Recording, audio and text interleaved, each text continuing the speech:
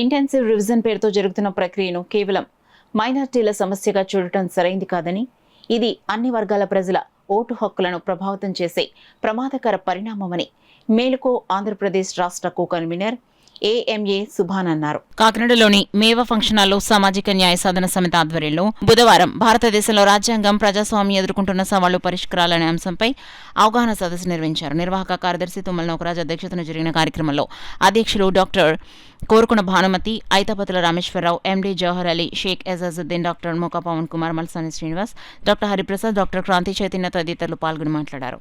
ప్రధాన వక్తగా మాట్లాడిన కేఎంఏ సుభాన్ మాట్లాడుతూ ప్రజల ముందుకు ఒక వర్గాన్ని మాత్రమే చూపిస్తూ అసలు కుట్రను దాచిపెట్టే ప్రయత్నాలు జరుగుతున్నాయని ఆరోపించారు. అస్సాంలో డిటెన్షన్ సెంటర్ల ఉదాహరణను ప్రస్తావిస్తూ అక్కడ ఇప్పటి వరకు వివిధ వర్గాలకు చెందిన ప్రజలు ఇబ్బందులు ఎదుర్కొంటున్నారని తెలిపారు. సహజంగా ఓటర్ల జాబితాలో మార్పులు జరుగుతాయని, అయితే జీవించి ఉన్న ప్రజల హక్కులను ప్రశ్నించే విధంగా వ్యవహరించడం ప్రజాస్వామ్యానికి ప్రమాదకరమన్నారు. రాజ్యాంగ పరిరక్షణ కోసం అన్ని వర్గాల ప్రజలు అప్రమత్తంగా ఉండాలని పిలుపునిచ్చారు.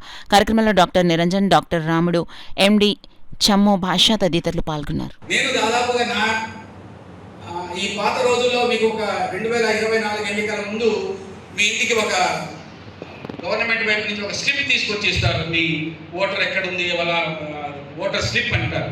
అది కనుక ఉంటే 2.5 నిమిషంలో మీ ఓటు 2002లో ఎక్కడ ఉండింది అనేది కనుక్కోవచ్చు. అయితే ఎవరు కూడా దాన్ని దాచిపెట్టుకోవాలని చెప్పి ఎందుకు అనుకుంటాం? వెళ్తాం, ఏళ్ళు చూపిస్తాం, ఆయన వేస్తాడు, తీసుకొని ఓటు చేసేసి అక్కడ పడేసేసి ఆ రోజు రాత్రి ఈ స్లిప్లు ఎందుకు పనికి వస్తాయంటే ఎవరి దగ్గర నుంచి 1000 రూపాయలు తీసుకోవాలా, 2000 తీసుకోవాలన్నా ఆ స్లిప్పులు చూసి వాళ్ళు డబ్బులు పంచుతారు, ఆ డబ్బులు తీసుకుంటాం, అయిపోయింది.